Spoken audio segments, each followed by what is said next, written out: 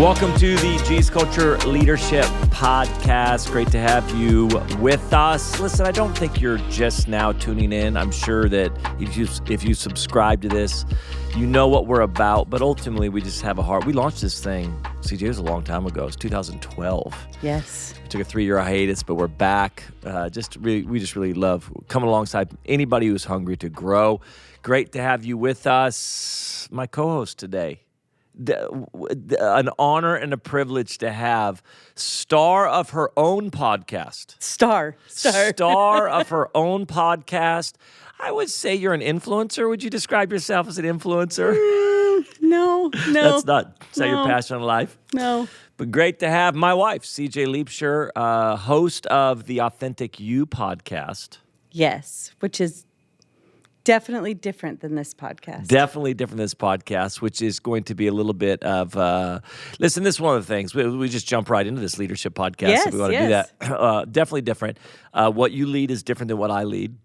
Yes. Both at home, in ministry, in life, how we approach it. We've thought, I actually think it makes us a phenomenal team. But they're definitely, there's a lot of things we actually enjoy together. But man, we are different in so many ways as well. And that's been part of the 26 years, 27 years. What's our anniversary coming up in December? It's 27. Is it? Yeah, I think it's 27. Yes. It's 27. I'm pretty sure it's 27. Wow. I was really good at counting to 25, and now it's blurring. I know. After 25, what's it? What? Whatever. Yeah. We'll just go do the math. What do those numbers count? I'm excited to talk leadership with you today. We actually do something in our School of Leadership that we sit and do that I actually want to chat a little bit about today, just around leadership and kind of how you found your confidence and lane in leadership. But we do talk a lot about how, and I love this, how different we are in so many ways, but we just approach the world differently. One of the things that comes up, and we need to do a survey or something on this thing, is how drastically different we watch TV shows. I know that I am right, and you are weird. Well, first of all, this isn't like a moral versus immoral issue. This isn't a evil versus righteous issue. I think that it shows like the sane and insane. No. I mean, come on. This is the big dilemma for everybody who's wondering is, and I think you guys we talked about this on the Authentic You podcast, Yes. but I don't like binging a TV show. I want to watch 1 or 2 episodes, and then I've got, multiple ones that I would be watching because this is how we grew up. You grow up and you're watching, for me, way back in the day, it would have been The Cosby Show comes out once a week and Family Ties comes out once a week, or whatever shows we were watching way back in the day when we were King of Queens, all these shows. And so you had to wait a week to watch the next one, and you were watching multiple shows throughout the week. And then all of a sudden streaming comes out, and somehow it appeals to your personality, which is like, I'm going to watch one show start to finish, beginning to end. I'm going to blitz the whole thing. We're not gonna, and for me, I'm just like, oh my gosh. Like It's so hard for me to not watch the next one when I know it's there. Like how they always leave you on a cliffhanger, and you're like, that's good. Let's go to bed. I'm like, what? No. Or you're like, let's go watch 10 minutes of 4 different movies. Okay, I don't watch 10 minutes of 4 different movies with you. But Close, come on. A little exaggeration. But you would rather just watch one show, start to finish, the entire thing, and just get it done with. And you don't actually stop. You don't actually pace yourself with them. Now, I will say, I do have shows that I watch once a week that only come out once a week. Well, they only come out once a week, but if you could, you'd binge them. Well, I enjoy those ones that come out once a week, but So why not have that enjoyment for the rest of them? because I don't have to. Like CBS keeps Survivor from me. Yes, that's So how it I works. only get it once a week. But if you're going to give them all to me, I'm going to watch them all. That's how it works. I'm just old school. I'm a traditionalist. I'm a traditionalist TV watcher. Well, you know what makes me nervous about this is how you meet older people. Yes. And all they talk about is the way it was. Yes. And I'm like, so are you already turning into that at 48? Oh, I turned into that about 15 years So you ago. can't move on to No. what the rest of the world. No. We have found binging is the greatest thing ever. Nah, about 15 years ago was when I started saying, back in my day, Yeah. kids these days, they just don't understand. Like that happened about 15 years ago for me. So I don't, I just accepted it. I do think you like little clips though, because you love to sit and watch trailers. And watching See, the way you describe things cracks me up. I don't sit around and watch trailers. Guys, here's another problem that we have. We'll sit down and go, let's watch a movie. And I say, well, let's first see what's out there. Let's see what's available. So I said, let's watch these trailers. And you would imagine if you were in my home right now that I just had somebody who specializes in torture walk in and say, I am going to rip all of your fingernails off by making you watch trailers of movies to see, am I interested in that? Because this is how it normally works. We look at something and you're like, hey, what about this movie? I'm like, that sounds great. Then But your standards are so low and your patience is so low. Yes. The first one, there's never been one where it's come on, you said, let's not do it. You're like, sounds good, sounds good, I'm like, good. great, let's watch a movie. I want to watch a movie. Yeah. I don't want to sit for 20 minutes while you look at other trailers thinking, what about this one? And I'm like, nope, we already decided. I'm a guy that has to be in the mood for something too. I don't just watch something. I've got to be in the mood for some action movie or something like that. So, well, listen, feel free if you'd like to say that I'm right. Feel free to DM me tell him he's wrong, or you comment guys. on this thing. Please tell him he's wrong and that he has been torturing me. I would rather have my fingernails pulled off than have to spend 20 minutes to decide on which movie. By the time he decides, which is usually the movie we originally thought of, I'm done. Do you know what we should do? We should go to counseling for your over-exaggeration statements. What do you think about that, guys? Let's have this. We're not going to do this. We don't need to have this publicly. But I just have realized, boy, 20 minutes of previews is a okay. I'm recording it next time. A bit of an exaggeration. I'm recording it next time. Tell them what happened whenever I did the thing. So see, my wife, who it sounds like we're just cutting on each other. I love you dearly. But we were talking about I'm not responding. How drastically different we are. She one time said, we played Nerds, this game. Like it's this every card night game. we would play every night. Nerds. This is 20 years ago or whatever. We're playing every night just at the table. And she goes, you win all the time. I said, I don't win all the time. This is how we argue. I don't win all the time. You do win all the time. I don't win all the time. Yes, you do. I said, you know what I'm going to do? I'm going to start keeping track on our refrigerator every time we play of wins and losses. And sure enough, a month later, it was dead even or something. And so I have a reason why I still was right. It's because you infuriate me when we play. So it feels like you win more because you're so... People are going to be like, how have you guys made it 26 What is the years? word? How does this work? It's not like arrogant, but I can't think of a better word. I'll tell you what it is. I'm so winning. Yeah, and you wonder why I think you win all the time. You're trying to get to the word winner. So I'm like... I win, and it quietly happens. You win, and I feel like I've been punched in the gut. So... it's the beauty of winning. It's the beauty of winning. All right, listen, leadership. This is a leadership podcast, not a SeaJay and Banning counseling marriage podcast. One of the things that I do love, we planted the church 10 years ago. Before that, we were doing Jesus Culture. Early on in ministry, you came to me when I was youth pastor and said, I don't really have a heart for teenagers. Right. And I thought, well, I guess you don't have to do youth ministry just because I'm doing it. And so you said, I have a heart for young women. And so you got involved. You were doing children's ministry for a long time. You were doing women's ministry for a long time at the church. You were mentoring younger women and all that stuff. And so you were involved in leadership and ministry, but you just kind of were like, I just don't know if this is what my heart's burning for. And so we went through that. We started doing Jesus Culture all over the world. We were doing conferences, and I'm like, hey, you want to jump in, and you want to teach, you want to do this? And you're like, nah, I don't really want to, which was fine. And then we planted the church, and all of a sudden something came alive in your leadership. And so much of it is just you're so communal and just love people, and you want to do life with people. You don't want to, like the thought of just being a traveling itinerant speaker for you is like watching 20 minutes of trailers with me. Oh my gosh, it's very similar. But one of the things I want to ask you is that we are different in a lot of ways. I think it's what makes us a great team at home, personally, and I do. I think it's, for me personally. I just love how it's broadened my own world. I'd live a probably pretty boring, sterile life apart from you. But the question that I have when it comes to leadership is, what was the journey of finding your lane in leadership, your personality in leadership, and your confidence in leadership? Because you were with somebody like me that is what we're describing. We joke a lot about this, but that bigger personality, that pretty intense personality, that in-charge personality, and then you're kind of wanting to happen, but in a way different way than maybe what's burning on my heart. Or even what most people would say happening is. Or what we would see necessarily in church. So here's my question for you. How did you find your lane, your personality, and your confidence in leadership?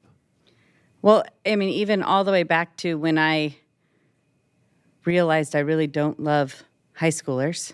Which is a drastic statement that you said at 21 years old. And it wasn't that I didn't like high schoolers. It was that I didn't necessarily love youth group. Yeah. But so in the midst of me trying to wrestle through it, I felt like the Lord spoke very clearly to me, and he said, hey, I didn't ask you to be a youth pastor. And I was like, well, but I married one, and according to church laws, it feels like I have to be one if I married one. And he just pointed out what was in front of me. He said, I've asked you to take care of these 5 girls. So I had 5 high school girls that I just felt a connection with, and I just began to... And you were a mom by this time. Yes. You were a mom, and you were, so... But I just began to invest in them and just invite them into my life, and that really started me finding something like, oh, I love this. I love walking with these girls. I love seeing them make decisions and make mistakes and recover and growing to know the Lord and growing, like that really ignited something in me. And then, you were traveling, I'm raising the kids, and I did find I was moved and motivated by people. Like I love people's stories. I love the grace of God in people's lives. Messes don't scare me. Mistakes don't scare me. They make me like, ooh, how's Jesus going to show up? So when we started the church, all of a sudden I was like, ooh, these are the people. This is a community of people we're going to do life with. I can jump all in with that because it's not a one night. It's like, I'm going to see you week after week, and I want to know these people's stories. Yeah. So at the church right now, you're in that pastoral realm, and you would not only do all Authentic You, the women's ministry, but you're in charge of the hosts that are meeting on Sunday and running all of those teams, making sure that they're thriving. So you're really involved in that volunteer world. But it's interesting to me. I remember when we weren't even married, and you were in college, and they were trying to figure out where to put you for a major. So you went to a Christian college, and they're sitting down and like, well, what do you want to do, and what do you have a heart? And at first, it was like they were going to stick you in, church education or whatever it was. It was what was it? I don't remember. It was kind of like Sunday school kids type stuff, and then they put you in psychology, and the reason they couldn't figure out where to put you is because when they sat down, I don't know if you remember this, they sat down and said, what do you want to do? And you said, I just want to sit with kids in the dirt. Literally, we had probably seen orphanages and I just want to go find an orphanage somewhere and sit with a bunch of kids in the middle of the dirt. That's what you told them was your vision. And they're like, well, maybe psychology? Like this, all right, maybe like Sunday school. Yes. Like it was literally a degree in Sunday school education, I think, or something. They had you major in. That didn't last long. It was like youth ministry. They're trying to figure out where to put you.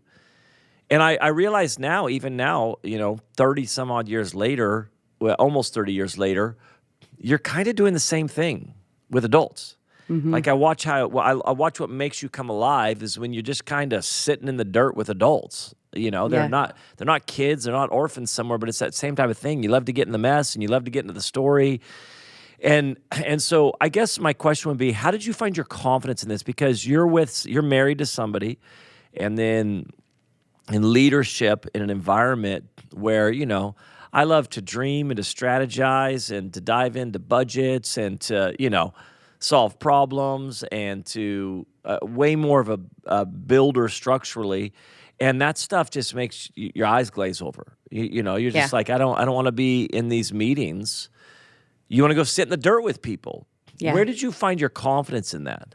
Well, I mean, I feel like I say this a lot, but the confidence came from a relationship with Jesus to begin with, because Such a generic answer. I know. Isn't it? I'm like, Where'd you come from? Jesus. Well, I mean, if I first don't know what he thinks of me, then I'm so tossed to and fro because I don't see anybody as a pastor's wife that I see. I'm sure there's more of me out there. Yeah, for sure. Yes. But I haven't seen anybody who is like me.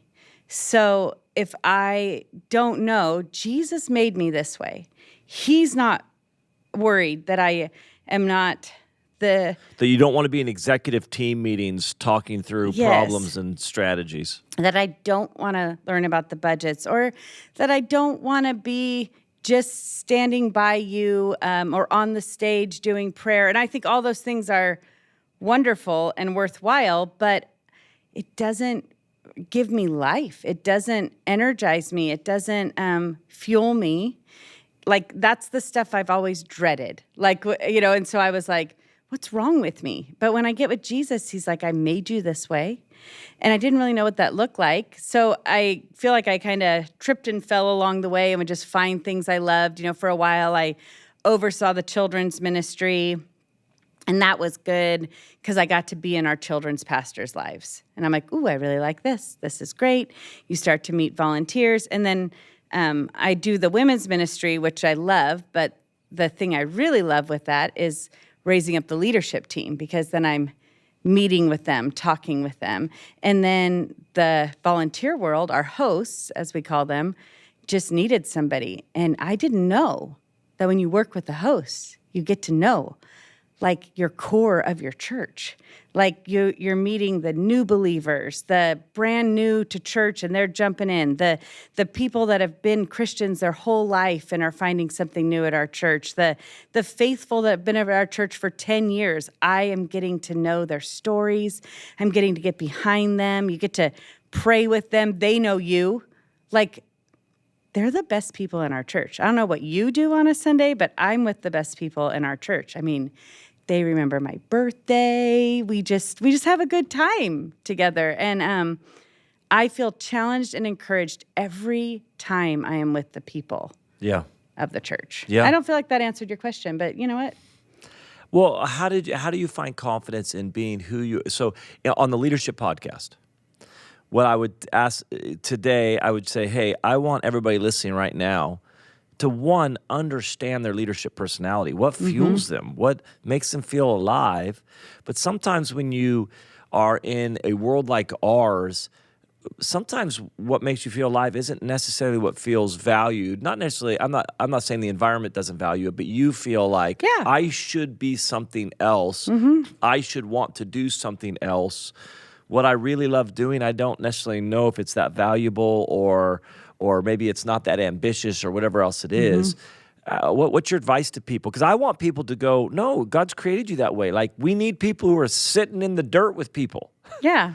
And not everybody has to be like lit up on stage or having vision, or there's so many different styles.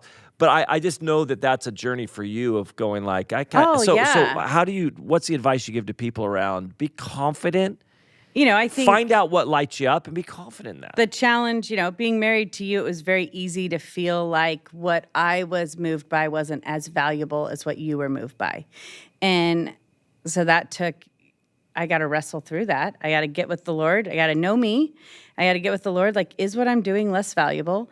And then, I think I went through a stage where I kind of avoided maybe other pastors' wives or those type of gatherings because it felt so like I don't fit in. And then getting to a point where you don't make assumptions about people or about what they expect of you, and just going, this is who I am. This is what I'm going to bring. Now, I keep feedback. Well, can I avoid feedback being married to you? Let's just be honest. But you will check me at the door about like, hey, maybe you're going a little too far in the playing with the dirt thing.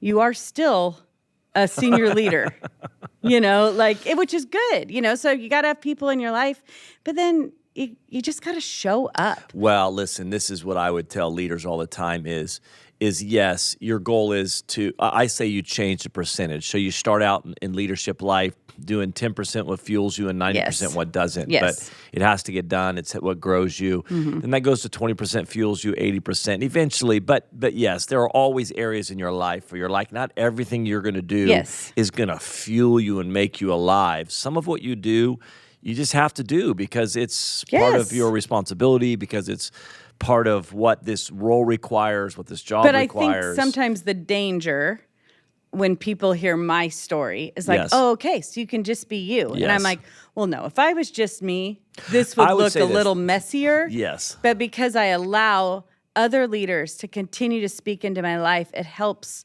grow me in areas I wouldn't be as strong in. So I'm great with people. I can connect with people, but I still have to learn how to be on stage. Learn how to have good conversations. Learn how to disciple at a higher level. Learn how to have vision and build and different things like that. Yes, be challenged in structures and not everything I can. But I think whenever you can figure out what I would say again, what my lane is, what my personality is in leadership, when I can figure those out, then I have a better understanding. Oh, I'm doing this. It's not necessarily what fuels me, but it's important. Yeah. But you're at least recognizing that. There's intentionality around, I'm going to do this. I'm going to be at this meeting. I'm going to bring myself. I'm going to grow in these areas. I recognize they don't necessarily fuel me, but I recognize they're really important. I know one other thing. So it doesn't feel out of control. I would say is go show up. I feel like so many people that maybe don't fit in with or they're waiting for somebody else to acknowledge that in them. Like if I would have waited for you to say, hey, SeaJay, go just work with people. I can see it. I know what's inside of you, and not actually done it myself, it's never going to happen. You can't read my mind. Other people can't read your mind to know what you love to do. So you got to just start to show up and try things. Yeah. And so if you're waiting or stuck in a role that you think this is my job, so this is what I have to do, well, you can do that and still show up with what you love. Yeah. Like I can be a great pastor's wife. I mean, really, have you ever seen a better one, Banning? Yes, you would die. But yes, I like your positivity.